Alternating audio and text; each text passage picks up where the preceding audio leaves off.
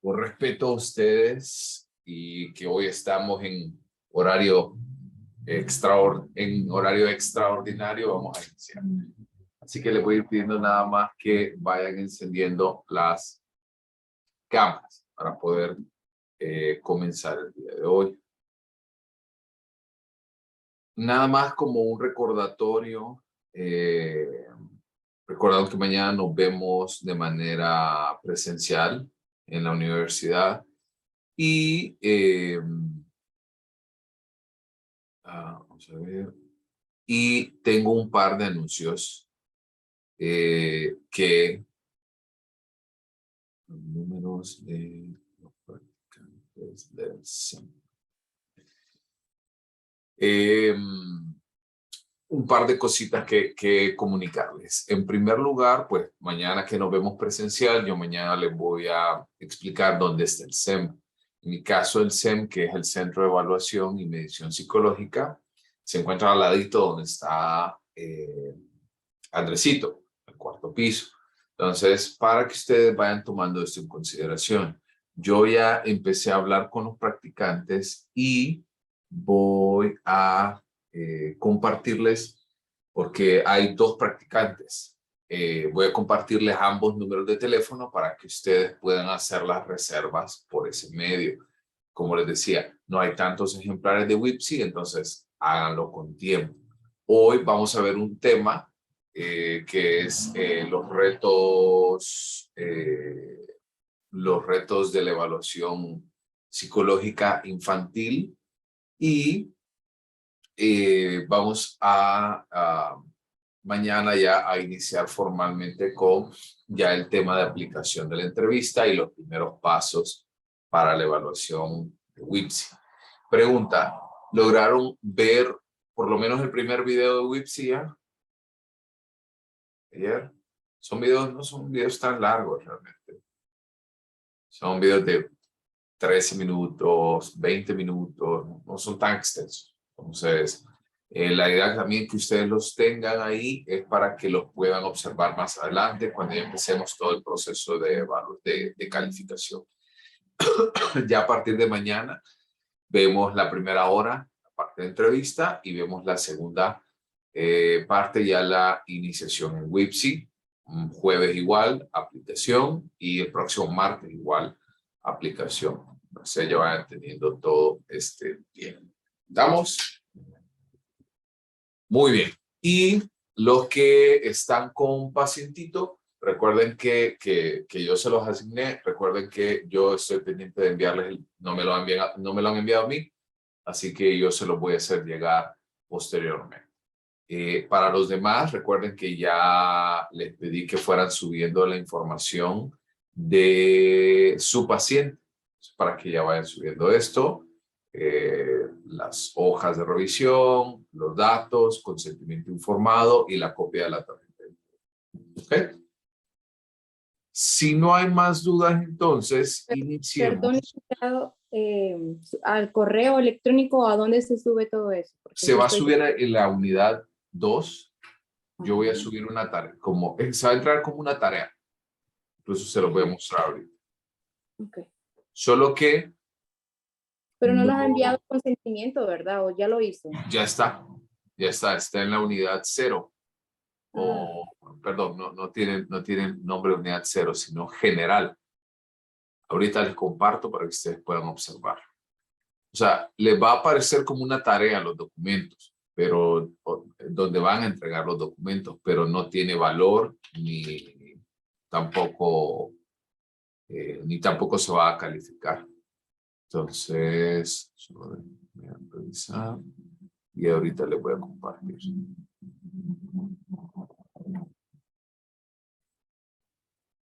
Ok. Si ustedes observan, aquí. Entonces, aquí donde dice general, ¿sí? Está esto que dice documentos paciente. Y en la unidad 2, ¿sí? Debajo de los videos de WIPSI, está donde se entregan los documentos. ¿Ok? Ustedes lo puedan entregar. vayan subiendo ya la información. Si no me equivoco, este es otro tema que les quería decir. Por el hecho de que perdimos la clase la semana pasada, estamos un poquito desfasados en cuanto a entrega de ciertas tareas. Entonces voy a hacer una replanificación todo el tiempo. Este tercer pack, todo el tiempo hay que estar planificando un montón de veces. Porque si no es por inundaciones, porque pasó ETA, IOTA, por el feriado morazánico, etcétera. O sea, siempre hay que replanificar. Entonces, por ahí voy a estar subiendo esa información entre hoy. ¿Okay? Bueno, entonces iniciemos y les voy a empezar a compartir pantalla de la presentación de hoy. Lix, ¿Sí? sobre que nos iba a dar el número para hablar con el familiar del niño, todavía no está.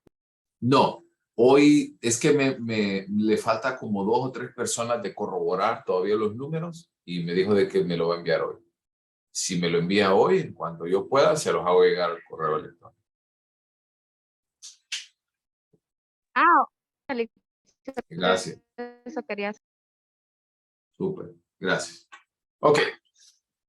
Voy a empezar a compartirles pantalla. Entonces, ahorita la presentación que vamos a ver el día de hoy se basa principalmente no principalmente, se basa únicamente en el capítulo número 1 del libro de Sartre, de evaluación psicológica. Entonces, para que ustedes sepan de dónde sale esta información. ¿Ok? Así que, si gustan, vamos apagando el video, pero, como les digo siempre, pero que si yo hago una pregunta, pues obviamente recibir una respuesta. ¿Ok? Así que voy a ir apagando cámara, pueden ir apagándola ustedes también. Y lo que les decía, vamos a hablar acerca de los retos en la evaluación infantil. En la primera unidad nos dedicamos sobre todo a establecer los puntos iniciales de criterio en términos de evaluación, validez, confiabilidad, etc. Ahora la tarea consiste en empezar a trabajar directamente en aquello que nos interesa, que es la evaluación infantil, o sea, que nos interesa en esta clase en específico. Entonces, la evaluación infantil, ustedes van a notar cuando hagan la transición a medición 3, medición 4 y psicodiagnóstico 2, que hay algunas ligeras diferencias. Entonces, en primer lugar, ¿cuáles son? Vamos a empezar enseñándoles cuáles son aquellas técnicas, aquellas habilidades técnicas y clínicas que debe de tener un evaluador competente. En primer lugar, quiero que vayamos por pasos. En primer lugar, debemos de entender que para esta clase nosotros solo vamos a ver 2 pruebas, pero muy difícilmente usted va a aplicar en su consultorio o en un momento de evaluación posterior solamente 2 pruebas. Realmente usted lo que va a aplicar es una batería de pruebas. Batería se refiere a un conjunto de pruebas psicológicas porque dependiendo, lo que vamos a ver más adelante, de los tipos de evaluación, así vamos a seleccionar esta batería de pruebas. También lo que hablábamos en la clase anteriormente, 2 de las 14, no, me refiero a que en el caso de las subpruebas que nosotros vemos en WIPSI, todas esas subpruebas forman una prueba. La batería de pruebas es, por ejemplo, cuando nosotros vamos a aplicar WIPSI, EDIN, Bender, por ejemplo, que es una prueba que se van a ver en medición 2, o la evaluación del DTBP, que también lo van a ver en medición 2, dibujo de la figura humana, que lo van a ver en psicodiagnóstico 1, el test del dibujo de la familia, a eso nos referimos con batería de pruebas. Súper.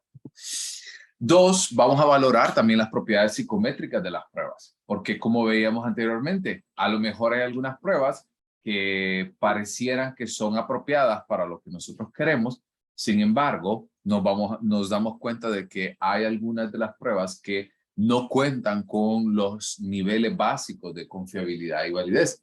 Entonces, debemos de entender por ahí estos aspectos. También tenemos que aprender a establecer y mantener el rapport con las personas implicadas. Vamos a verlo cuando mañana que veamos entrevista, vamos a ver qué significa el rapport. El rapport, para darle una introducción, es esa interacción que nosotros tenemos entre nosotros como evaluadores y el evaluado, ya sea el niño o los padres del niño. Nosotros tenemos que ser capaces de poder observar las conductas del niño, tanto en condiciones de evaluación como en condiciones regulares. Vamos a poder observar. También vamos a ser capaz de llevar a cabo evaluaciones informales, que vamos a verlas más adelante. Las evaluaciones informales es echar mano de aquellos otros datos que nosotros podemos obtener que no son específicamente evaluación psicológica, sino, por ejemplo, evaluación médica, evaluación social, por ejemplo, resultados de sus calificaciones, etc. También tenemos que ser capaces de poder entrevistar a las personas implicadas. Y vamos a ver que el proceso de entrevista, casi siempre se piensa en entrevista y se piensa en el instrumento, se piensa en establecer como una seguidilla de preguntas, pero realmente la entrevista es el arte que nosotros podemos tener de obtener información verídica, de poder obtener información verificable, pero sobre todo poder establecer ese rapport que veíamos anteriormente.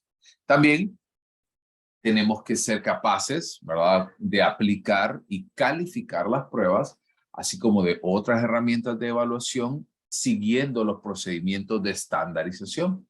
Pregunta de examen, perdón. También debemos de ser capaces de poder interpretar los resultados de las pruebas y formular la hipótesis o formular distintas hipótesis. Continuando con las habilidades, ¿verdad? Son 15 habilidades. Ahorita acabamos de ver 8, faltan 7. Es necesario que también nosotros podemos tomar en cuenta las variables. Perdóneme, licenciado. La número 8, ¿de qué se trataba? Que no la leí bien. Aquí, interpretar los resultados de la evaluación y formular hipótesis. ¿Ustedes recuerdan en métodos 1, cuando se hablaba de formular una hipótesis? ¿Recuerdan esto? Sí. ¿Cómo se elaboraba una hipótesis?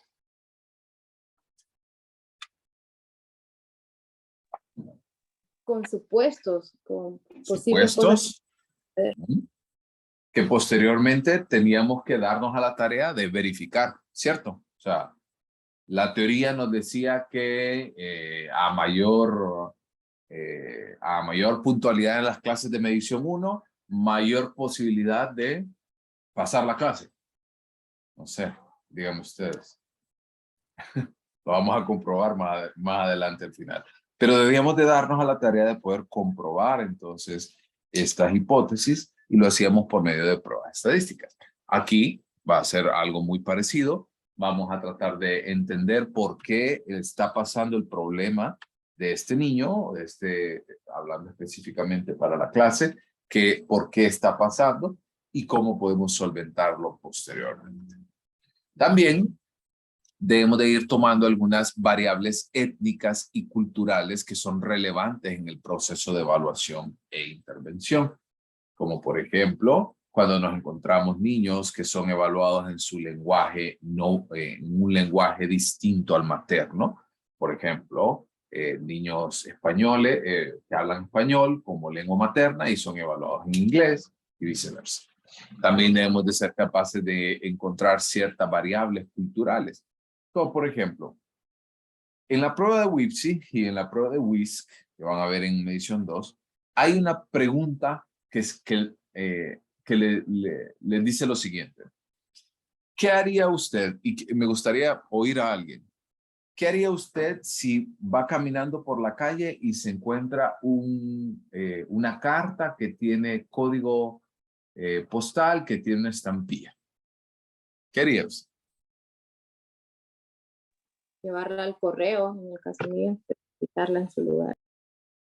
Ok, ahora la pregunta es, ¿Cuántas cartas ha enviado usted alguna vez en su vida?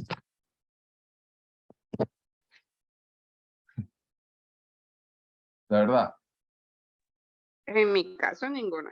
yo nunca. Yo sigo esperando todavía cuándo voy a utilizar el correo nacional. Yo sí.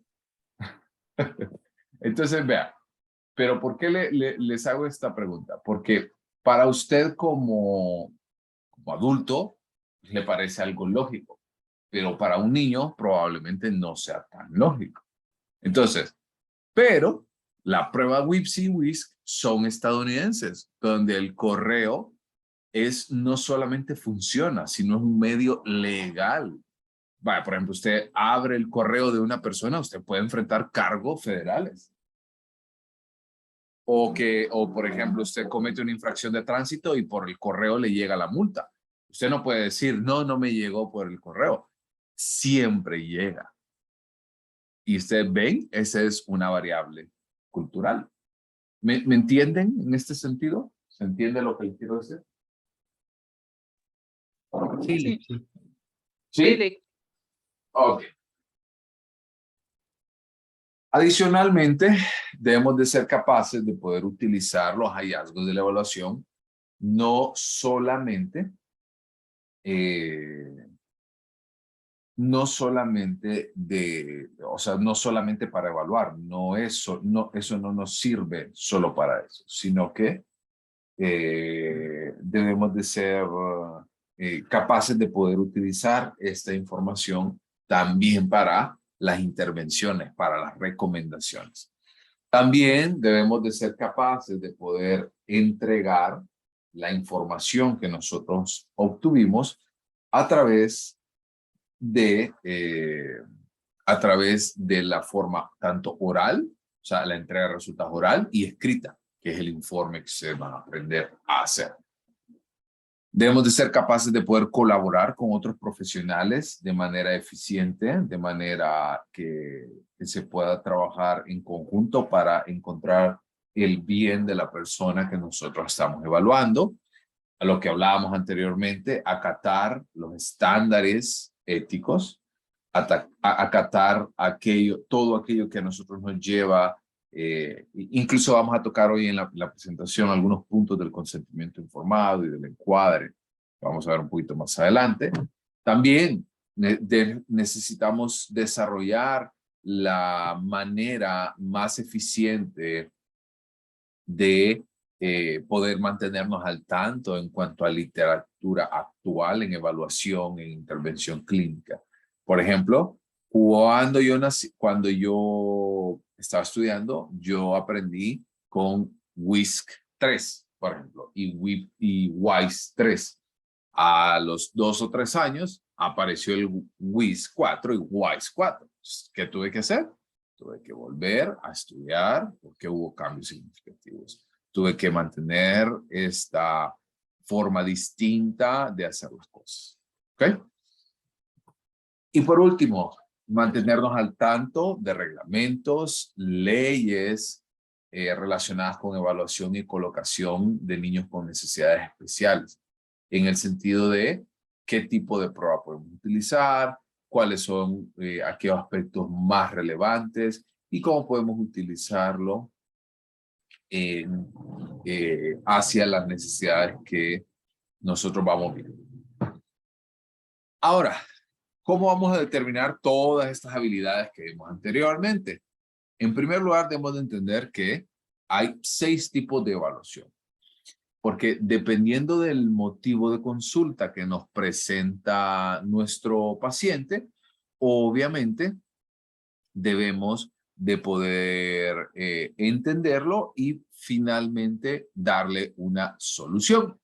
En primer lugar, el primer tipo de evaluación que nosotros vamos a ver es la evaluación exploratoria, donde el paciente llega con un motivo, llega con un problema, llega con una necesidad, pero no sabe exactamente hacia dónde apuntar o qué hacer. Por ejemplo, llega a su consultorio un padre de familia donde le expresa que constantemente le están poniendo quejas acerca de su niño en la escuela, que ha golpeado a un par de compañeritos y que ya su rendimiento académico en clases pues ha bajado considerablemente. Bueno, usted a través de la entrevista hace algunas preguntas, pero realmente no logran determinar de manera tan clara el motivo de consulta. Entonces, a eso nos referimos con una evaluación exploratoria, donde vamos a tratar de identificar aquellos niños donde, y de alguna manera tratar de enfocarnos específicamente en qué es lo que necesitan. Y este es como un momento previo a una evaluación que nos lleva más adelante, que es la evaluación focalizada, donde ya hemos encontrado el foco de atención y ahora vamos a tratar de valorar de manera muy detallada esta área. Volviendo al niño que les comentaba anteriormente, se dieron cuenta que el problema principalmente era de tipo conductual. O sea que, por ejemplo, el hecho de que él golpeara a otros compañeritos, pero no lo hacía por algo de agresividad, sino que tenía tanta energía. Entonces, por ahí tratamos de empezar a focalizar estos aspectos. ¿La entrevista es lo superficial? No, la entrevista es ese primer paso que a nosotros nos va a llevar a conocer a profundidad la situación que nos traen al consultorio. ¿Sí? La entrevista nos ayuda a poder conocer al niño en su contexto, quién es, hijo de quién, quiénes son sus padres, a qué se dedican, etc. A eso nos ayuda la entrevista, como para poder ubicar a la persona que vamos a evaluar en un contexto. ¿Ok? Los siguientes tipos de evaluación, como la evaluación diagnóstica, es una valoración detallada de fortalezas y debilidades del niño en diversas áreas, como funcionamiento cognitivo, como el funcionamiento académico, el lingüístico, conductual, emocional y social. Porque lo que nosotros buscamos acá es si aplica, ¿sí? Algo importante. Esto no quiere decir de que todas las evaluaciones tienen que llevar un diagnóstico. Como les digo, depende del motivo de consulta de los padres. Pero lo que queremos determinar en las evaluaciones diagnósticas es si el niño cumple con ciertos criterios para algunos trastornos, como un trastorno de aprendizaje, un trastorno de la conducta, entre otras cosas. Ahora, aquí va como por grados, y me refiero no a grados escolares, sino como a grados de amplitud. Por ejemplo, la exploratoria es como la más rápida, la focalizada, luego se va a tratar de determinar una área en específico y la evaluación diagnóstica evalúa un montón de áreas al mismo tiempo. Como vieron, funcionamiento cognitivo, académico, lingüístico, conductual, emocional y social. Pero una vez que nosotros evaluamos, también debemos de entender que hay otro tipo de evaluaciones que nos llevan para poder recomendar, para poder orientar a la persona. Y esa es la siguiente evaluación que tenemos, que es la evaluación de orientación y rehabilitación. Una vez que nosotros entendemos a dónde se encuentra la dificultad del niño, vamos ahora a enfocarnos para que mejore estas habilidades.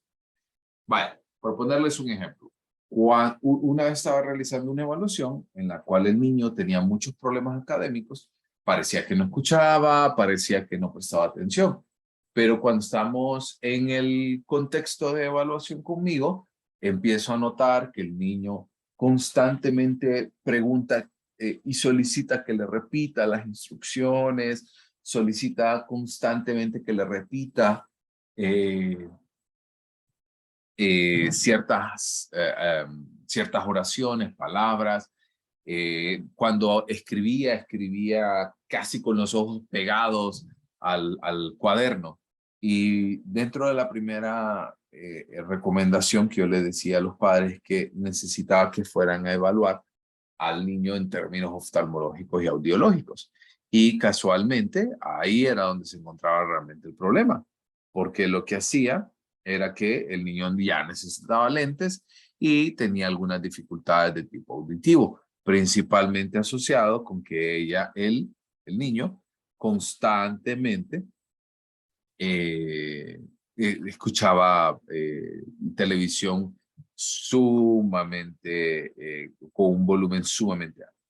Entonces, por eso les digo, cuando tratábamos de enfocarnos por ahí, a eso es que queremos llevar, para que podamos mejorar la condición específica que nosotros acabamos de evaluar. Y finalmente, las últimas dos tipos de evaluaciones, que es la valoración del progreso. Eso quiere decir lo que acabamos de ver anteriormente, más agregarle a esto el hecho de poder reevaluar en algún momento y ver cómo va mejorando la condición del paciente que nosotros estamos evaluando. Y finalmente, la evaluación para la solución de problemas es específicamente enfocarse en que ya hay un problema en específico, ya pasamos por la evaluación diagnóstica y ahora lo que queremos es mejorar esa área en específico que sabemos que está flaqueando por ahí el niño que evaluamos. ¿Estamos bien? ¿Dudas Sí. aquí? ¿Todo bien? Pero en sí, ¿cuál sería la diferencia entre la evaluación de orientación y rehabilitación Entre a la la evaluación, evaluación para solución de problemas? a ver, Vanessa otra vez, entre la evaluación, ¿cuál? La de orientación y rehabilitación Ajá. a la de solución de problemas. Que en el caso de la anterior de orientación y rehabilitación es que el niño como tal empiece a, por ejemplo, probablemente el niño que yo estaba viendo anteriormente, el niño no tenía un trastorno de aprendizaje, lo que tenía era problemas de tipo médico. Entonces, yo cuando hice el informe, yo no le coloqué ningún diagnóstico al niño. El niño no cumplía con ningún tipo de criterio para un diagnóstico, por ejemplo, de trastorno de aprendizaje. Claro, tenía problemas en la escuela, pero tenía problemas porque no escuchaba bien y no miraba bien. Una vez que se corrigió el término visual, ¿verdad? El término auditivo, mejoró su capacidad académica. En este caso, esta es una evaluación de tipo de orientación y rehabilitación. Volviendo al mismo caso, pero ¿qué tal si el niño hubiera tenido todas las habilidades en términos visuales y auditivos bien? Entonces, ahí sí el niño hubiera entrado en una categoría diagnóstica de un trastorno de aprendizaje. Y ahí entonces el tratamiento hubiera sido distinto. El tratamiento se hubiera enfocado en mejorar la condición ya explícita, que era el trastorno de aprendizaje. Ahí es donde se hubiera convertido en una evaluación para la solución de problemas. ¿Sí quedó más claro? Sí, sí, muchas gracias, Perfecto. licenciado. Ok. Ahora, cuando nosotros hablamos de métodos de evaluación, Licenciado, adelante. otra duda. ¿En dónde entran las pruebas psicométricas en cada una de estas evaluaciones? ¿En qué momento? A eso vamos ahorita. Súper, gracias. Porque la pregunta que ahora, el tema que nosotros vamos a ver es que en el caso de la evaluación que acabamos de ver, no es una sola acción la que se lleva a cabo para poder para poder desarrollar las evaluaciones, sino que esta figura, que la pueden encontrar en la figura 1.1 del libro, hay 4 pilares para poder evaluar. Vamos a ver cada uno de ellos. En el primero, que es las medidas con referencia a la norma, ya vamos a explicar qué es, la entrevista, observaciones conductuales y finalmente los procedimientos informales de evaluación. Entonces, voy a iniciar que conste, con esto no le quiero agregar, no le quiero poner como que esto es más importante que aquello. No, lo que yo quiero es explicar en primer lugar de lo más sencillo y de lo que ocurre con menos frecuencia hacia lo que ocurre con más frecuencia. Me explico. Por ejemplo, Todo esto que ustedes observan de los ejemplos de procedimientos informales de evaluación es porque no siempre vamos a hacer, no siempre vamos a tener la posibilidad de llevarlo a cabo. Como por ejemplo, el primer procedimiento que se refiere a una prueba con referencia al criterio. Vamos a ver el siguiente, como ustedes en el primer pilar, ustedes vieron que dice medidas con referencia a la norma. Ya vamos a ver qué es esto. Pero voy a empezar por una medida con referencia al criterio. Esto es, por ejemplo, para determinar si el niño alcanza un estándar de desempeño en alguna área académica. Por ejemplo, ¿cuál es, en el caso de nosotros como estudiantes de la universidad, cuál es una prueba con referencia al criterio? Como en cualquier clase.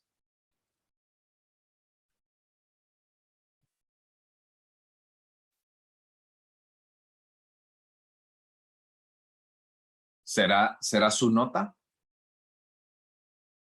Un examen parcial podría ser, ¿verdad? Un examen parcial, muy bien. Y si nosotros lo ponemos en términos ya de la finalización de una clase, es su nota final. Eso quiere decir 65 aprobado, 64 o menos reprobado. Eso es el criterio, ¿no? Y eso está elaborado con base al dominio del currículo escolar. Entonces, ¿a qué nos referimos con pruebas con referencia al criterio? Son las notas del niño, pero hay que valorarlas con mucho cuidado. Hay que valorarlas con mucho cuidado porque, por ejemplo, no quiero que se vayan a sentir atacados ni nada por el estilo si usted es procedente de una escuela pública, pero sabemos que en muchas ocasiones el sistema escolar, el sistema educativo público en Honduras, pues no es el mejor. Sobre todo porque establecen ciertas normas, ciertos criterios de evaluación. A esto sumarle que, por ejemplo, el niño, en teoría deberían ser 200 días de clases al año, pero reciben 100, 120, 150. Entonces, probablemente un niño que tenga un 80 en un dominio público no es probablemente equivalente a un 80 en una escuela privada. ¿Me entienden? No sé si se va entendiendo hasta acá.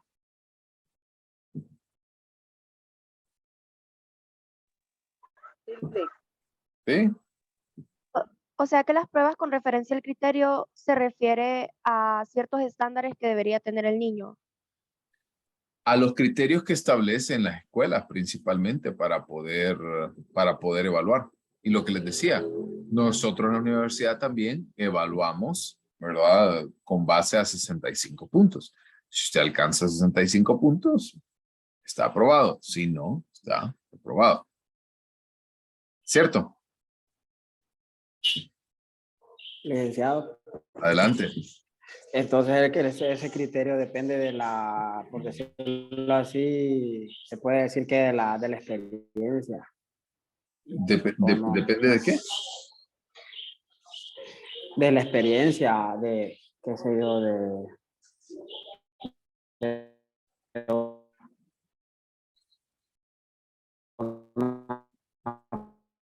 o no. Fíjese que yo le escuché bien cortado, Jeffrey. ¿Me lo puede repetir? Le decía que ese criterio puede ser en base a la experiencia o en base a quien lo toma.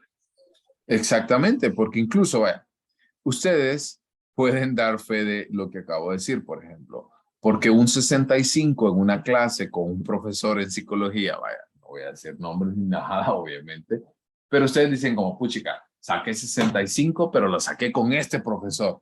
Ese 65 con ese profesor equivale como un 90 con otro profesor. ¿Verdad? Entonces... Sucede. Entonces, vean, a eso nos referimos con una prueba con referencia al criterio. Se establece un criterio, aprobado o reprobado, y ahí se determina si pasa o no. Por ejemplo, otro medio informal de evaluación son las muestras de lenguaje escrito. Podemos ver, por ejemplo, la escritura del niño, sus cuadernos, cómo los maneja, cómo escribe, qué tal es en su organización. Por ejemplo, también una evaluación informal en su habilidad lectora, como por ejemplo, puede ser que se le dé un fragmento de, qué sé yo, de una noticia, de un periódico para que pueda comentar, para que pueda leer, o por ejemplo los expedientes escolares de otros años, cómo ha sido su conducta, cómo ha sido la asistencia escolar, ¿sí? Otra parte que les decía, el historial médico, por ejemplo, qué tipo de enfermedades ha tenido, qué tipo de medicamentos toma, para qué los toma, con qué frecuencia. Los documentos personales, como por ejemplo, si el niño si es que llegara a tener, por ejemplo, diarios o agendas en los cuales escribe. Por eso les digo, no es tan fácil tenerlo, y por eso empiezo por acá, porque no siempre vamos a tener esto. También como registro de automonitoreo, que esto ustedes lo van a ver como en Terapéuticas 1, más o menos, que habla acerca de cómo registra sus propios pensamientos, conductas, sentimientos, role-playing o, por ejemplo, juego de roles, para poder ver la conducta del niño en un contexto, en una situación con un problema. Los documentos de la canalización, quiero hacer una explicación acá. En el capítulo 1 usted va a encontrar que habla mucho acerca de canalización. Y nosotros en Honduras no entendemos la canalización, sino que entendemos acerca de referencia.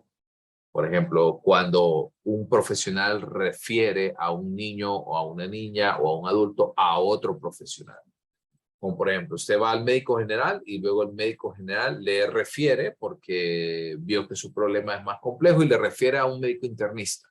Y luego el médico internista, si su condición es muy fuerte, le refiere o le remite con el endocrinólogo. A eso se refiere canalización, es la referencia. Esto quiere decir de que en muchas ocasiones nosotros nos podemos encontrar que alguien remite esto. Por ejemplo, puede ser que la referencia venga de parte del maestro, ¿sí? Del niño, y trata de explicarnos cómo es el comportamiento del niño, cómo, por ejemplo, cómo interfiere en clase, cuál ha sido su comportamiento en los últimos días, etc. También puede ser que nosotros tengamos un cuestionario de antecedentes de datos personales. Puede ser que le pasemos una prueba más adelante al padre, a la madre, al hermano, a la hermana, si es capaz, ¿verdad? Si puede participar de este proceso, a los profesores, etc. O informes de tipo de trabajo social. Pero, que conste, todo esto que yo acabo de decir, si ustedes me preguntaran a mí, yo muy pocas veces he utilizado todos estos procedimientos informales de evaluación. He podido observar, por ejemplo, sus notas, el desempeño escolar, he podido ver su historial médico, pero nunca me he encontrado con niños que tenga registro de automonitoreo o un documento personal como un diario, que el niño meta esta información en su diario. O, por ejemplo, informes de trabajo social. Nunca me he encontrado con uno. Entonces, por eso quise iniciar por acá, porque esto es un pilar fuerte en términos de evaluación, pero no siempre lo vamos a encontrar. ¿Estamos? ¿Alguna duda por acá?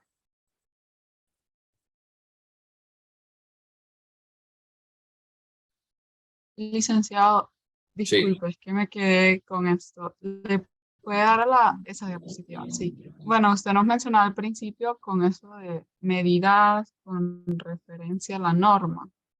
Y solamente esto que nos acaba de mencionar usted pruebas con referencia al criterio son... Son los procedimientos informales de la evaluación. Empecé por aquí. Listo. Eso. Muchas gracias. ¿Estamos? Sí, sí. Ok, perfecto.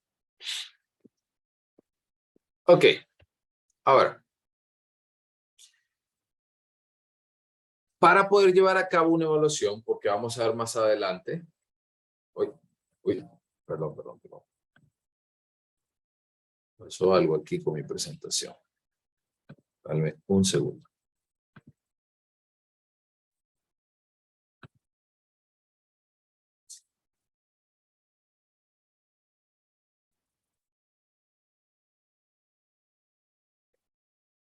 Solo regáleme un segundito. Se movieron mis diapositivas.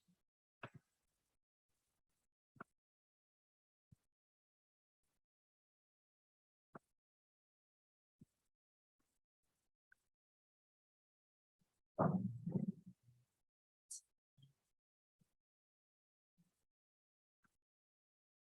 a ver.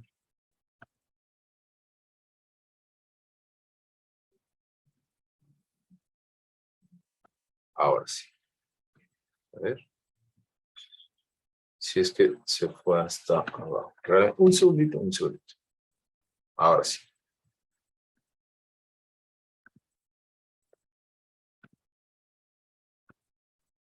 Ok. Entonces, iniciamos por ese pilar. Ahora, vamos. Permítanme, no sé qué pasa porque cuando comparto. A ver, vamos a ver. Voy a cerrar por acá. Dame un segundito, voy a volver a abrir mi presentación porque se está saltando unas diapositivas. Un segundito. Vamos a ver. Esto es la evaluación infantil.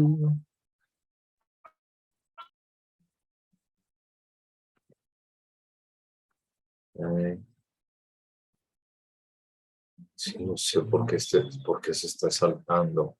Ok. Es que cuando estoy compartiendo pantalla completa, se salta uno. Entonces se lo voy a dejar, lo voy a dejar así. ¿Ok? No sé por qué se salta varias diapositivas. Ok. Pero sí lo están viendo, ¿verdad? Sí. Ok. Para volver a enfocarnos. Hablábamos de los 4 pilares, ya vimos ese primer pilar. Ahora vamos a hablar acerca de las medidas con referencia a la norma. Si nosotros entendimos que la referencia al criterio es que se establece un criterio, en el caso, por ejemplo, académico, aprobado y reprobado, pero cuando nosotros hablamos con una medida con referencia a la norma, hacemos referencia, nos vamos a enfocar en aquellas diferencias en un grupo que es claramente definido. Y este grupo es conocido como un grupo normativo. Es un grupo con el cual yo voy a comparar el desempeño del niño que yo estoy evaluando con ese grupo. Por ejemplo, vamos a encontrarnos que nosotros vamos a, más adelante, a comparar el rendimiento del niño con otros niños de su misma edad. Y esos resultados de los niños de ese mismo grupo de edad son el grupo normativo. ¿Sí? Como por ejemplo, si yo en una escuela, ¿verdad?, puedo encontrarme, y vaya, yo era el ejemplo de eso. A mí me metieron un año antes a la escuela. Entonces yo estaba, cuando yo tenía 15 años, yo ya estaba en primero de bachillerato. Eso quiere decir que estaba 1 o 1 año y medio más pequeño que el resto de mis compañeros. Entonces, en términos de evaluación, si bien es cierto, yo estaba en el mismo año escolar, pero teníamos una diferencia de edad considerable. Entonces, el grupo normativo para comparar mi rendimiento realmente hubiera sido mejor con personas de mi misma edad. A eso nos referimos con una medida con referencia a la norma. Lo mejor es que siempre nosotros comparemos el rendimiento del niño en pruebas cuando nosotros lo comparemos con un grupo normativo de su misma edad. A eso nos referimos con una referencia a la norma. Porque el propósito de toda prueba con referencia a la norma es darle una comparación justa al niño, una comparación equitativa entre las puntuaciones que son cuantitativamente objetivas y que son de un mismo grupo, son de la misma edad. Incluso cuando veamos, por eso las edades, por eso yo les decía, que no sea superior a 6 años, 8 meses, porque ya no entraría en esa edad en específico. ¿Sí se entiende a qué nos referimos y cuál es la diferencia entonces entre una medida con referencia al criterio y con una medida con referencia a la norma? ¿Quedó mucho más claro ahora? Sí. Ok. El siguiente pilar es la entrevista. En el caso de las entrevistas hay distintos tipos. Voy a iniciar por la entrevista no estructurada, ¿sí? Y la semiestructurada. Nosotros vamos a enfocarnos principalmente en una entrevista estructurada, porque cuando usted va adquiriendo mayor experiencia en este tipo de actividades, usted obviamente va a tener mayor facilidad de poder desarrollar o poder llevar a cabo una entrevista sin tener como patrones específicos o patrones muy puntuales en las evaluaciones como la entrevista estructurada. En el caso de la entrevista estructurada es como una lista de preguntas y estas preguntas generalmente están diseñadas para llegar a un diagnóstico. Como por ejemplo, la entrevista que nosotros vamos a poner, que nosotros vamos a desarrollar, vamos a ver el día de mañana, es una entrevista estructurada, porque tiene una serie de preguntas que lo que trata de determinar es el contexto del niño. Por ejemplo, nombre, sexo, nacimiento, nombre de los padres, edad de los padres, y por ejemplo empezamos a explorar la dinámica familiar. Hablamos de si hay hermanos, qué edades tienen, cuáles son los nombres, en qué grado están, si son contemporáneos, o por ejemplo, a qué se dedica el padre, dónde trabaja, hace cuánto, igual la madre, o por ejemplo, si hay algún problema en el caso de la evaluación, por qué se da ese problema, hace cuánto, cuáles son los síntomas más frecuentes, entre otras cosas. Esa es la entrevista estructurada. Y en la medida que ustedes van adquiriendo experiencia, más adelante van a ir observando que ya de repente no necesitan de tanta pregunta, sino que ustedes ya van a ir viendo más o menos, sobre todo, en qué se necesitan enfocar más. Y esa es una entrevista no estructurada, porque son menos rígidas, son menos protocolarias, por así decirlo. ¿Ok? Y el último pilar de la evaluación son las observaciones conductuales, porque hasta este punto mucho hemos hablado de instrumentos, mucho hemos hablado de entrevistas, de pruebas, hemos hablado de medidas de referencia a un grupo de referencia o a un criterio. Pero necesitamos también obtener información a partir de nuestra propia observación.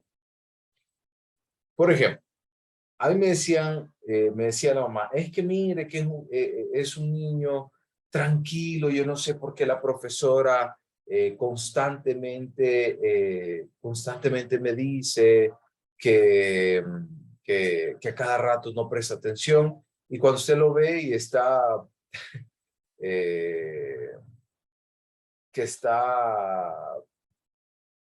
en el consultorio con usted, se para en su silla, se levanta, empieza a tocar los adornos que tiene, le deja caer una pintura, etcétera, etcétera.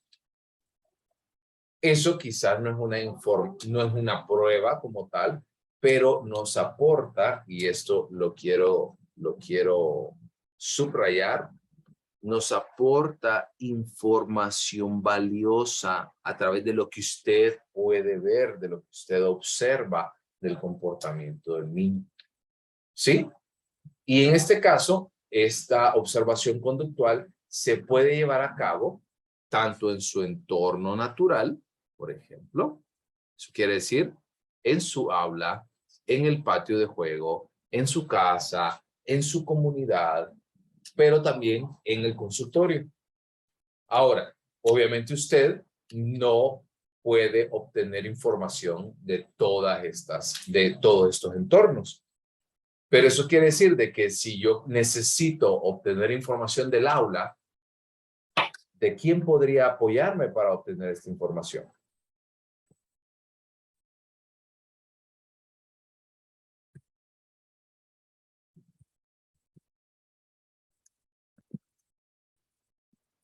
¿De quién podríamos obtener información del aula de clases?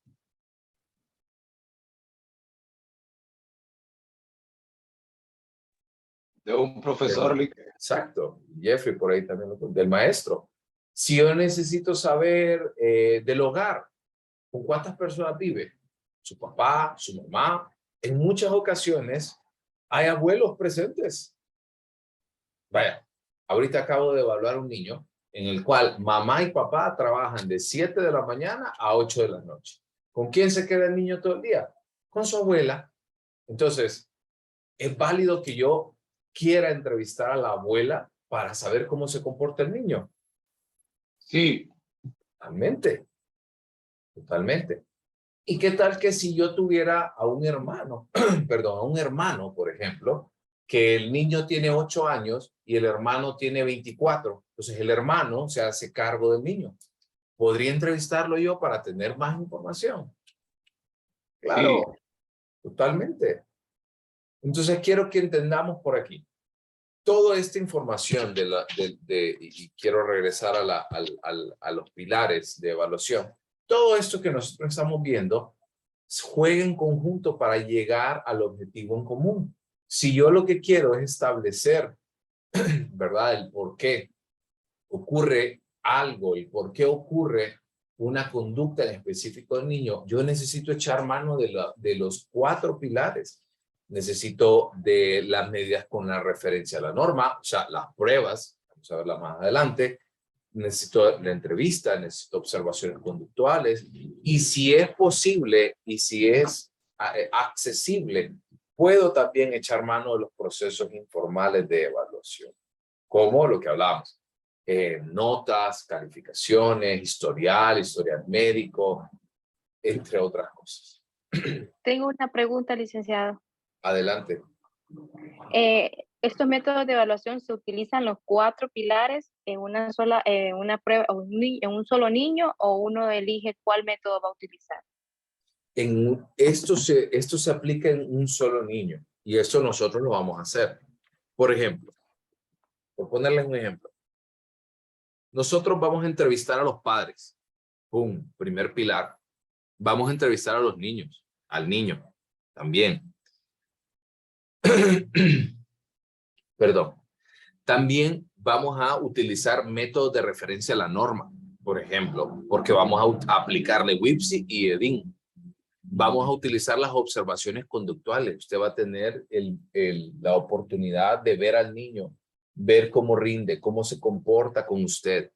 Y también probablemente podemos tener alguna información de los procedimientos informales. Por ejemplo, notas del niño, historial médico, lo vamos a preguntar también. Historial clínico, cuáles han sido los problemas más relevantes. Entonces, tratando de responder a la pregunta, vamos a utilizarlos todos.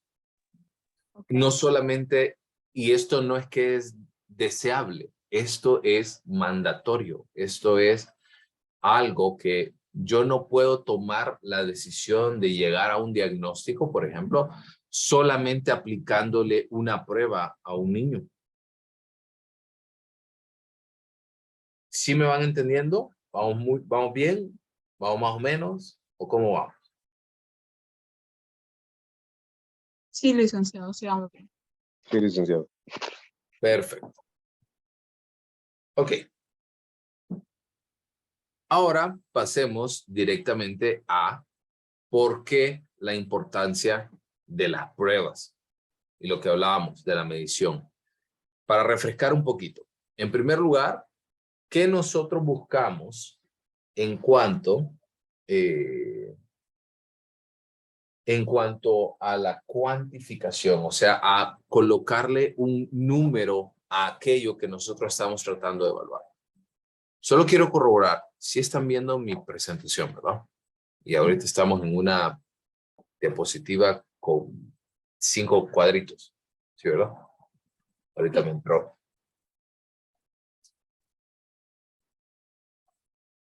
Sí, Lick, una de diferentes colores, ¿verdad? Perfecto. Solo me entró de repente una súper duda. Ok. Entonces, les decía, ¿por qué queremos cuantificar? Uno es porque nos va a poder determinar las fortalezas y debilidades del niño, ¿verdad? En términos cognitivos, en términos motores, en términos conductuales. También, eso quiere decir que al cuantificar, yo voy a poder comparar el funcionamiento del niño con su grupo de edad, o sea, con personas, con niños que están en la misma edad.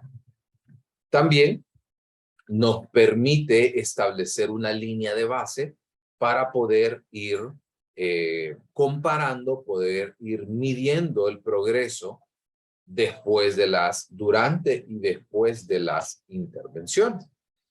Y finalmente, nos ayuda a fomentar la comunicación entre los psicólogos y los padres, ¿verdad? Esto es valioso porque el padre es el que nos está solicitando la evaluación.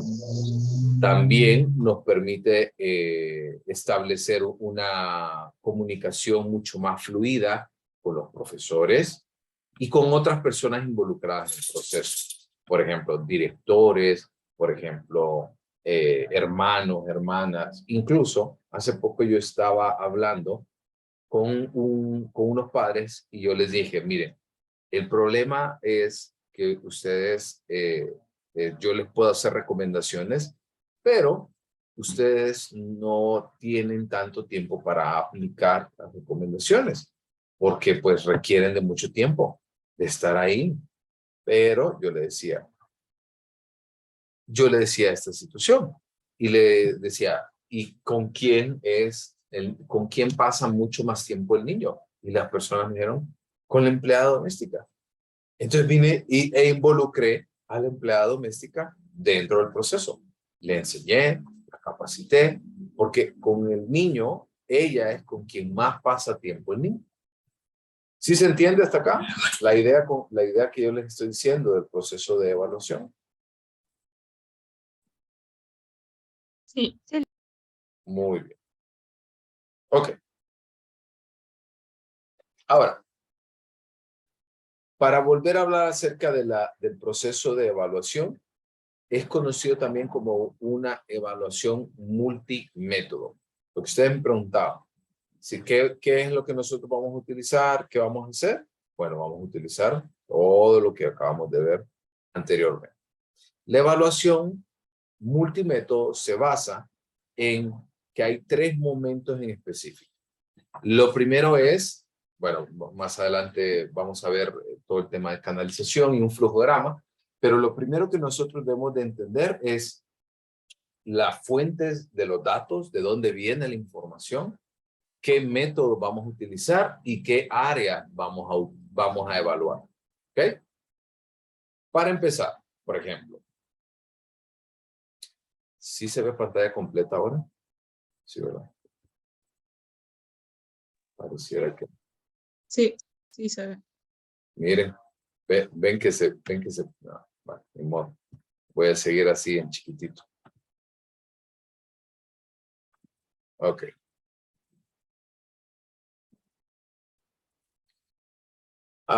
Les decía respecto a la evaluación multimétodo que consta de 3 momentos importantes. La fuente de la información, de dónde viene, el método que voy a utilizar y qué voy a evaluar. En el caso de las fuentes se refiere a de dónde viene esta información.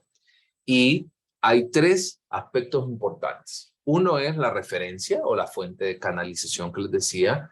Generalmente la referencia puede venir de otro profesional o de un profesor. Generalmente. ¿Cuál es la segunda fuente importante? Es el niño mismo, obviamente. Nos transmite mucha información, pero también padres, maestros, otros miembros de la familia, hermanos, abuelos, cuñados, tíos, tías, sobrinos, etc.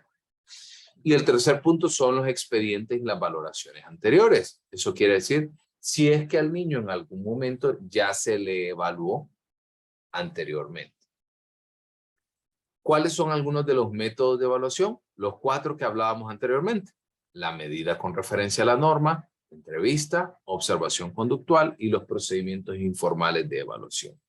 Y ahora, ¿cuáles son aquellas áreas que vamos a evaluar? Vamos a evaluar inteligencia, atención y memoria, velocidad de procesamiento, aprovechamiento académico, habilidades de planificación y organización, habilidades visuales, auditivas y motoras, lenguaje oral, conducta adaptativa, funcionamiento social y emocional de la personalidad. Todo esto podemos evaluar. Ahora, pregunta abierta. ¿Vamos a evaluar todo esto siempre? ¿Qué opinan ustedes? No, Lick, solo las que se ve o las que se puede inferir que sean importantes. Pero usted, ¿qué diría que no es importante de eso que yo acabo de mencionar? Dependiendo de la situación, ¿verdad? Dependiendo de de lo que se obtenga de las fuentes de datos, se podría hacer una área evaluada en específico. Ya casi está llegando ahí, ya casi llega, Francisco. Está ahí cerquita. Jeffrey. Como usted decía, no vamos a evaluarlo todo en su totalidad, sino que una pequeña muestra. ¿Pero por qué? ¿Pero por qué vamos a evaluar? Bueno, ¿por qué no evaluaríamos todo en algún caso? Porque pienso yo que depende el problema que tenga el paciente. Ahí, No, ahí, el problema. ¿Y cuál es el nombre específico que buscamos? El motivo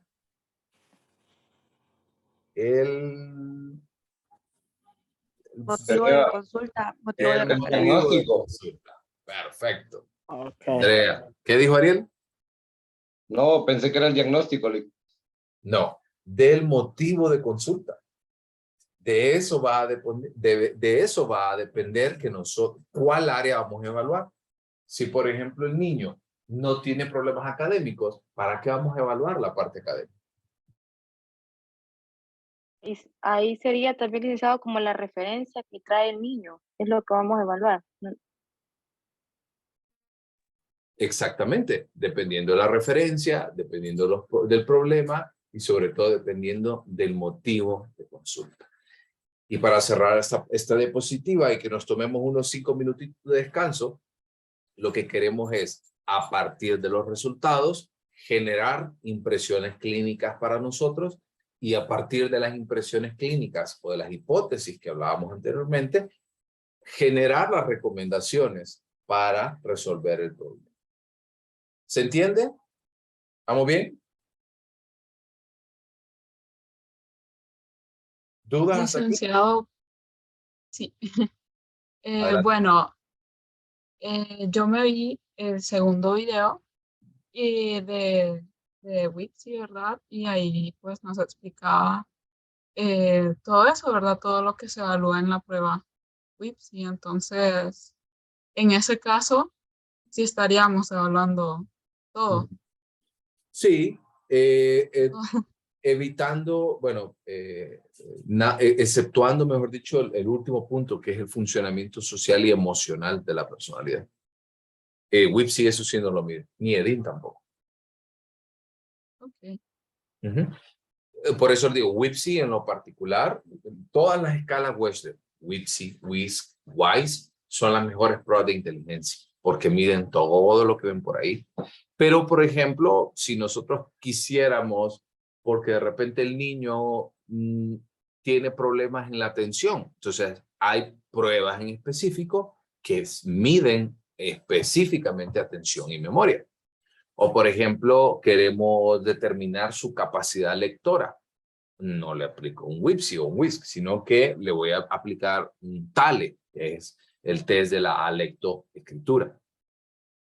Pero eso lo van a ver en Educativa 1. Pero sí se entiende hasta acá. ¿Estamos bien? ¿Dudas? Por mi parte, todo bien. Ok. Les doy estas últimas 2 diapositivas antes de tomarnos el descanso. Entonces, ¿qué implica una evaluación multimétodo?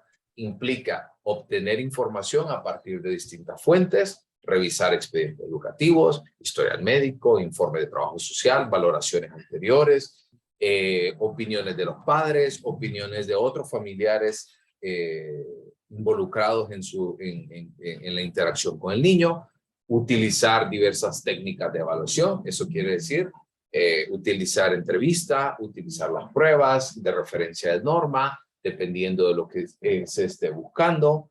También vamos a evaluar una multiplicidad de áreas, o sea, dependiendo del motivo de consulta, así vamos a tratar de evaluar. Y sobre todo, al final lo que nosotros queremos es establecer una línea de recomendación para nuestro paciente. Porque cuando nosotros obtenemos toda esta información de parte del niño, nos va a permitir, me quiero ir directamente a estos puntos, obtener información académica del niño, información familiar, nos va a permitir obtener información del funcionamiento cognitivo, académico, conductual, social e interpersonal, casi como una radiografía, por así decirlo, del funcionamiento del niño. Nos va a determinar las fortalezas y debilidades del niño, pero sobre todo nos ayuda a comprender la naturaleza, presencia y grado de cualquier padecimiento que el niño pueda tener. Incluso quiero mostrarles algo. Esto es algo, quiero cerrar con esto.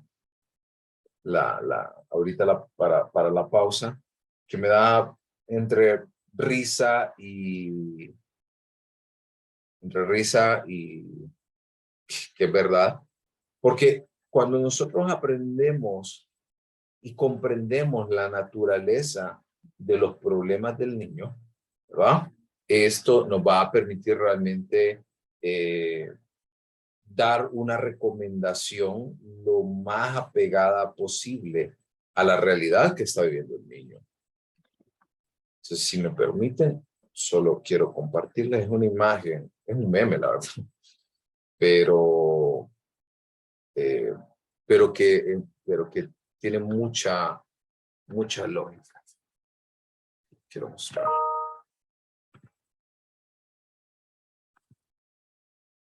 Porque hay un montón de niños hay un montón de personas que dicen, no, que el niño se comporta de esta manera y no sé por qué, y los padres llegan al consultorio.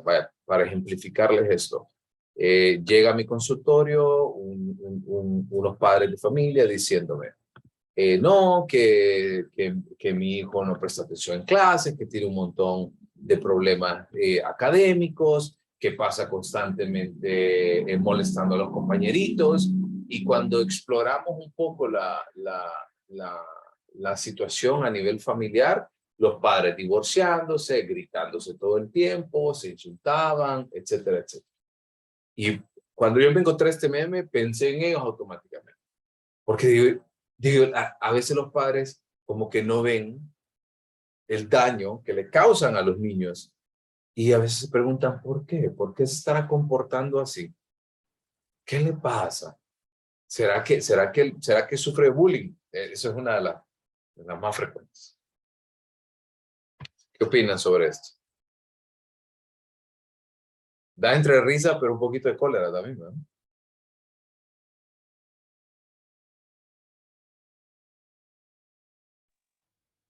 Yo opino que tiene mucha razón, que muchos padres son muy negligentes en ese punto de vista, en el que ellos mismos son los que le causan el daño al niño y no se explican por qué el niño es así, o a veces ellos lo quieren obligar, que el niño tal vez hasta por eso tiene problemas de lenguaje en su desarrollo, y ellos creen que el niño a fuerza desarrolle bien esas capacidades. Exactamente. ¿Ok? Bueno, y con eso nos tomamos una pausa. ¿Ok?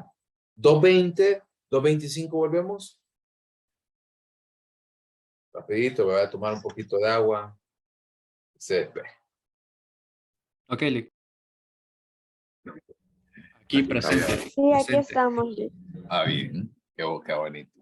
Por cierto, ya ahorita en el intermedio hablé con la persona encargada del SEM. Entonces, antes de que termine la clase, recuérdenme para compartirles el teléfono, porque pueden hacer reservas por teléfono.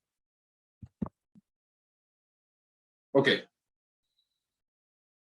Para finalizar, entonces, ¿cuáles son aquellas pautas? Porque, miren, esta presentación se la voy a mostrar en el término de las consideraciones éticas, pero ya hay algunos temas como estos que ya los hemos visto. Entonces me voy a saltar directamente a hablar el proceso de encuadre y el consentimiento informado. Entonces, ¿cuáles son aquellas pautas que nosotros debemos de enfocarnos para llevar a cabo una evaluación de manera correcta, de manera apropiada?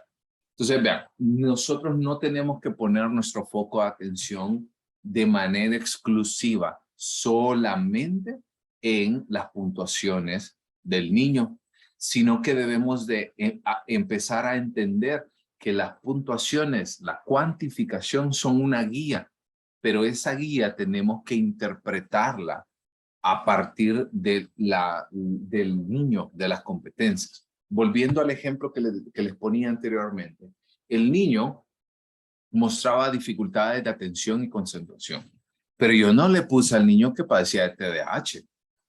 No, cumplía con algunos criterios para esto, sí, pero yo le dije a los padres, uno de los componentes que se encuentra con mayor frecuencia cuando el niño está pasando por problemas emocionales es eso, es la falta de atención y la falta de concentración. Entonces, resolvamos la relación entre ustedes, resolvamos algunos aspectos y luego reevaluamos.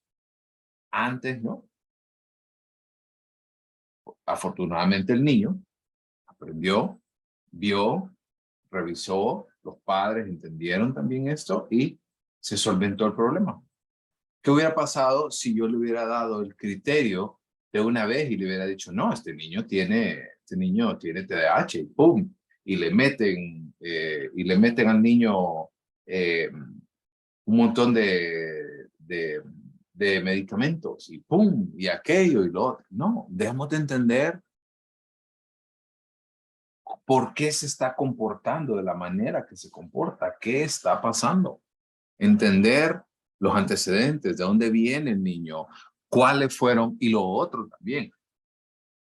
Las puntuaciones de las pruebas tienen que ser a partir de la selección de estas medidas de evaluación. ¿Qué tal que yo le apliqué una prueba no apropiada para su edad? Por ejemplo, el hecho de no conocer las pruebas.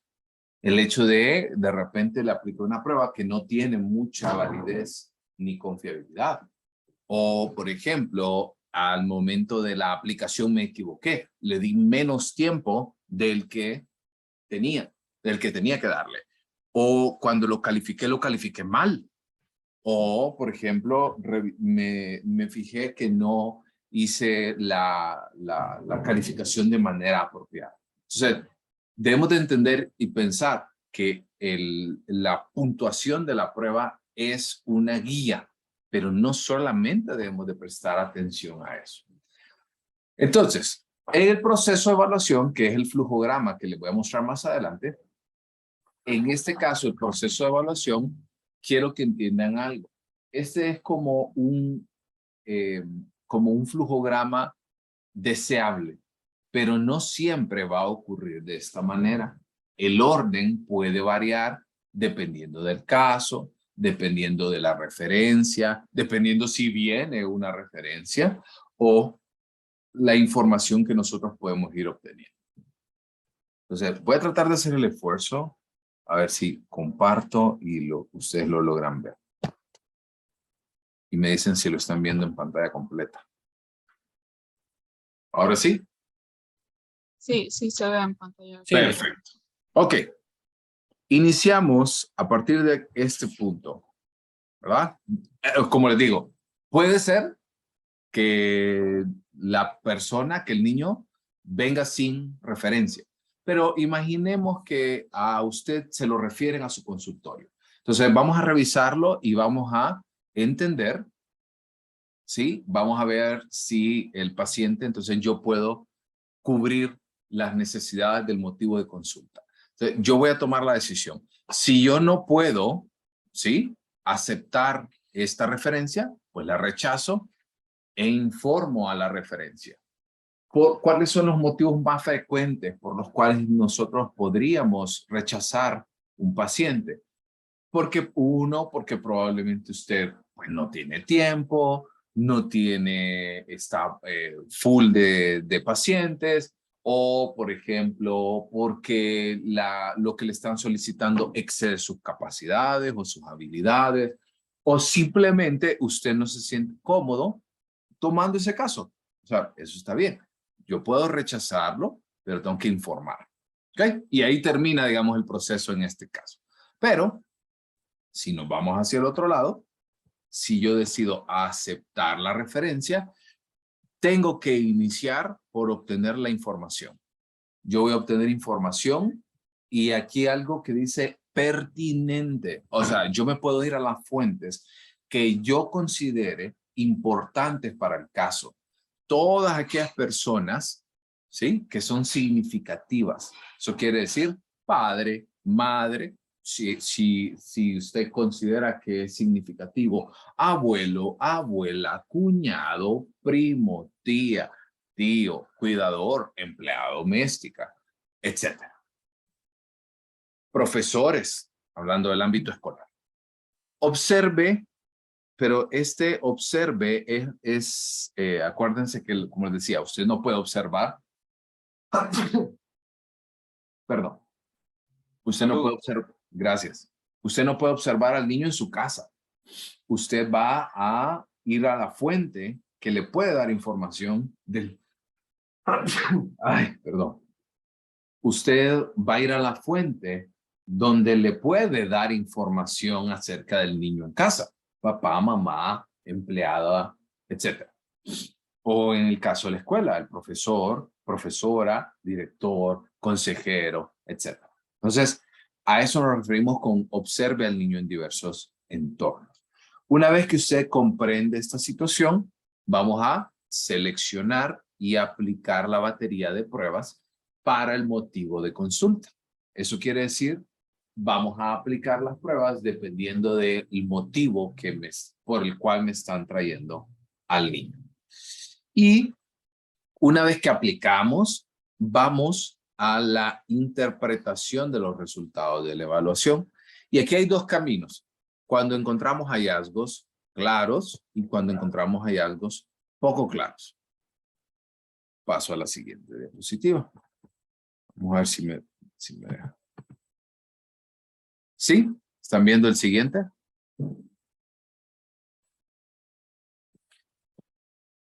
Sí, ¿verdad? La siguiente parte del programa.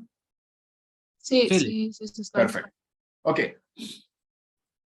Entonces, vámonos por la parte de hallazgos claros. ¿Ok? Si yo encuentro hallazgos claros, evidentes, lógicos, entonces me voy a saltar este cuadrito por acá, porque ya voy a volver ahí, y me voy a la redacción del informe. ¿Sí? Yo, a través del informe de resultados, yo voy a compartir los resultados más importantes, los hallazgos más relevantes. Yo me voy a reunir entonces con los padres y con el niño, dependiendo de los resultados y dependiendo de lo que usted considere apropiado, para poder compartir las recomendaciones con con todas las personas involucradas. A su vez, yo voy a estar pendiente del seguimiento de las recomendaciones y una posible reevaluación. Si la persona entonces, me regreso para el otro lado, si los hallazgos no son muy claros, vamos entonces a llevar a cabo evaluaciones adicionales. Por ejemplo, usted aplicó 2 pruebas de inteligencia y en una prueba de inteligencia le da un resultado y en la segunda prueba de inteligencia le da un resultado opuesto, le da un resultado diferente y usted no sabe bien por cuál podría irse. Por ejemplo, ese es un hallazgo poco claro. O, por ejemplo, puede ser que en la medida que usted fue evaluando, se dio cuenta de que cuando hablaba con el niño, surgieron otros problemas. Como por ejemplo, nunca le reportaron que tenía problemas de lectura ni de escritura, pero cuando usted le pide que haga una tarea, no puede leer muy bien. ¿Sí? ¿Vamos bien? Entonces, si yo encuentro hallazgos poco claros, puedo entonces empezar por la evaluación. Si vuelvo a caer en que no tengo hallazgos tan claros, vuelvo a este proceso. Pero asumiendo que ya encontramos de nuevo hallazgos más claros, vamos a desarrollar la intervención y recomendaciones. Y luego el proceso lineal que acabamos de ver. Escribir un informe, reunirse con los padres, entregar los resultados y el seguimiento de recomendaciones y la reevaluación. ¿Me entienden hasta aquí? ¿Estamos bien? Sí, Sí, todo sí, claro. licenciado. Ok. Ahora, en el caso de las recomendaciones, si responden bien, o sea, si aplican las recomendaciones y las recomendaciones son eficientes, el niño empieza a mostrar mejorías, entonces diríamos que fue una respuesta buena. Y vamos a generar seguimientos periódicos según sea apropiado. Por ejemplo, dependiendo del motivo de consulta, vamos a ver si lo reevaluamos en 6 meses, lo que hablamos de test, de confiabilidad, o, por ejemplo, vamos a evaluar al niño con una forma alterna, otra prueba, de aquí a 2 o 3 meses. Si la respuesta es buena, continuamos en el seguimiento periódico. Si su respuesta es deficiente, vámonos hacia el otro lado, vamos a hacer un proceso de, yo le digo como un proceso de reevaluación, pero no es que usted va a evaluar de nuevo al niño, sino que va a reevaluar su plan de intervención. Eso quiere decir, quizás las recomendaciones que usted le dio no las siguieron porque no le gustaba, o porque no era tan fácil, o porque las recomendaciones no eran tan claras. O sea, revisamos ese plan de intervención. Vamos a evaluar la colocación, eso quiere decir de que si realmente las recomendaciones eran apropiadas, ¿sí?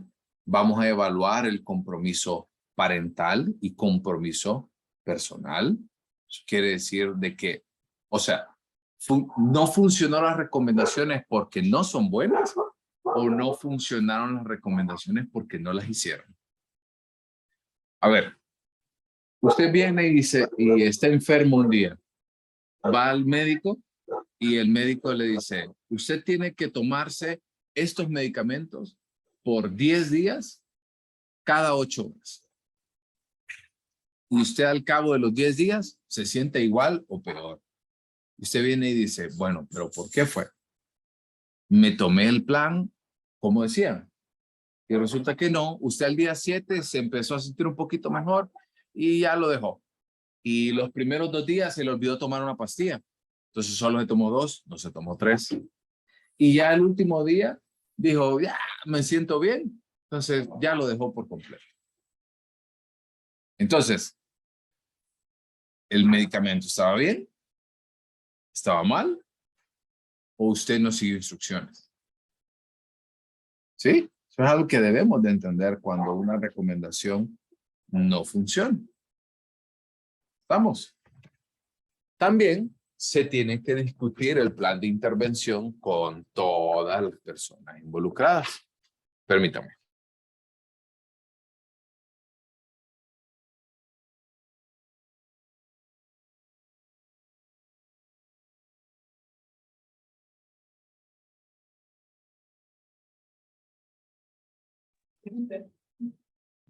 Entonces tenemos que discutir los resultados, ¿verdad?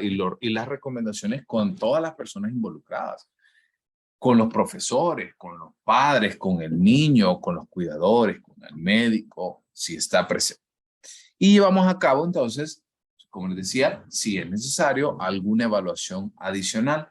Y si después de revisar el proceso de evaluación, entonces se concluye que no es, la palabra, que igual continúa teniendo una respuesta deficiente, modificamos el plan de intervención y esto va a hacer de que, pues obviamente, entremos en un proceso posterior de seguimiento. Si la respuesta es buena, bueno, perfecto. Vemos que el niño va mejorando. Pero si la respuesta, aún después de esto, continúa siendo deficiente, necesitamos seguir reevaluando las condiciones. ¿Qué hubiera pasado si yo le decía a los padres de que primero solventaran sus problemas de término matrimonial? ¿Qué hubiera pasado si ellos no hubieran hecho eso? Probablemente hubieran continuado en la evaluación, hubieran continuado en otra evaluación, probablemente se hubieran ido con otro profesional y hubieran dicho que yo no servía, ¿sí? Pero por eso ustedes tienen que hacer una entrega de resultados oral y escrita. Eso es algo que a veces fallan mucho los profesionales de salud mental porque no dejan evidencia de su trabajo, no dejan evidencia de lo que hacen. ¿Sí se entiende el flujograma? ¿Quedó claro? Sí, sí, quedó claro. ¿O hay algo que le gustaría tocar con mayor detenimiento?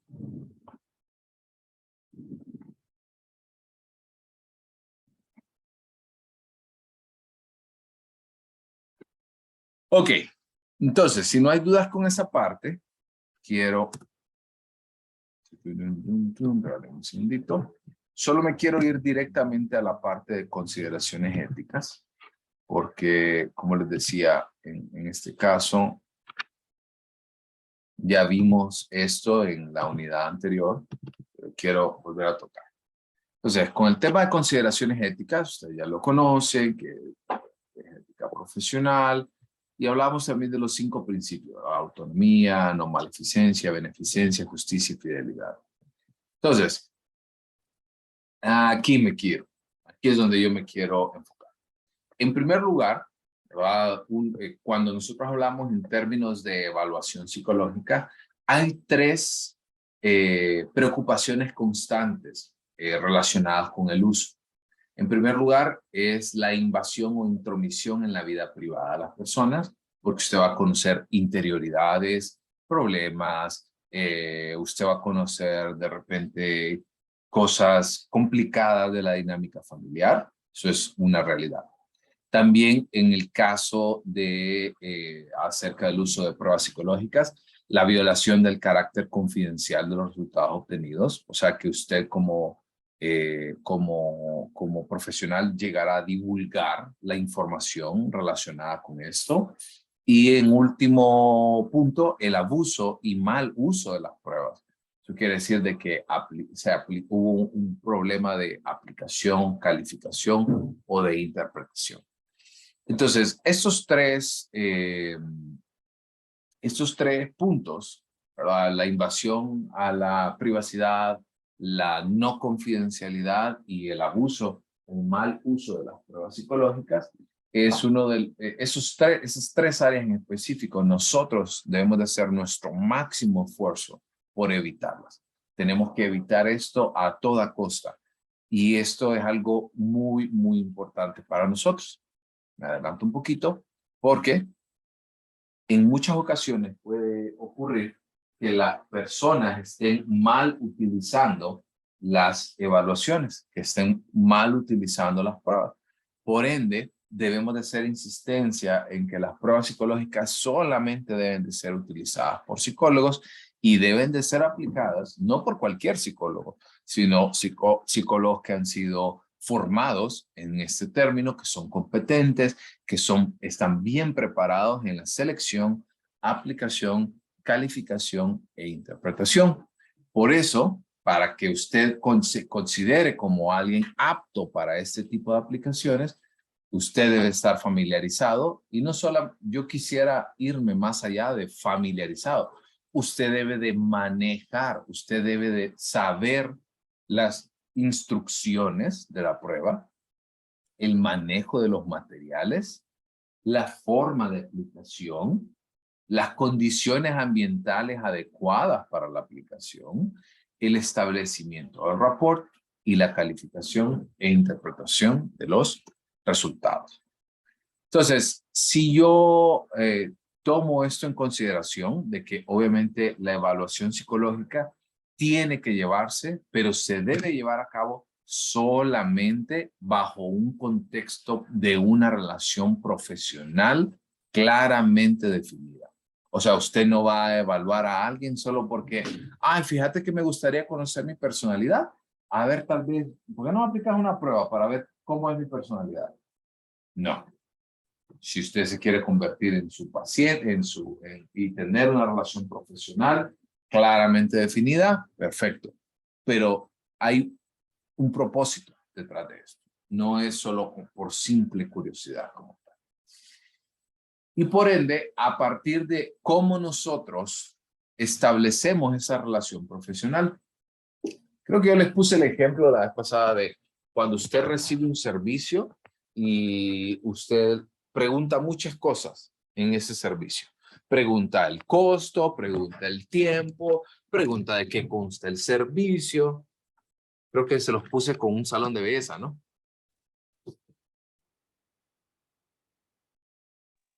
Sí, ¿O no les puse ese ejemplo? sí, lo puso Alex. Sí, ¿verdad? Entonces, eso se conoce como el encuadre. Nosotros, cuando hablemos del encuadre, tenemos que definir información clara acerca del tipo y la duración de la evaluación. Algunas veces puede ser que la evaluación que el tiempo de duración no esté tan definido. Puede ser de que de repente la persona no está tan clara y eso está bien. Pero no le va a decir que usted tiene, ¿cómo se llama? Que usted va a durar 3 años haciendo una evaluación. No, ¿verdad? El tiempo, el tipo y la duración estimada. También horarios de atención, en qué momento me puede escribir, en qué momento no. Los honorarios o los costos económicos que esto implica, si lo va a cobrar por sesión, si va a cobrar por proceso, etc. También la naturaleza y los límites de la confidencialidad, hasta dónde podemos llegar. Y finalmente, toda aquella información que puede ser relevante. Y finalizo haciendo hincapié en el consentimiento informado. Yo debo de utilizar el consentimiento informado para poder entonces hacerle saber a la persona los riesgos a los cuales se puede enfrentar, por ejemplo, qué tipo de dificultades puede tener, pero además de eso, hasta dónde llegan los puntos más importantes, hasta dónde llega, qué es lo que nosotros vamos a esperar, pero sobre todo que la persona dé y que clarifique entonces hasta dónde puede llegar. Y con eso entonces finalizo la presentación de hoy. Chica. 2:50, más cabalito, imposible. Ok. Les voy a pedir que vayan encendiendo entonces sus cámaras. Licenciado, ¿Sí? El día de mañana vamos a llevar algún documento impreso o nada, nada. No. Ok. Licenciado, yo tengo, perdón, Adelante. No, yo adelante. tengo el manual de aplicación y el otro, no sé si lo llevo. ¿De Wipsy? Ajá. Sí, puede llevarlo. Mañana vamos a iniciar.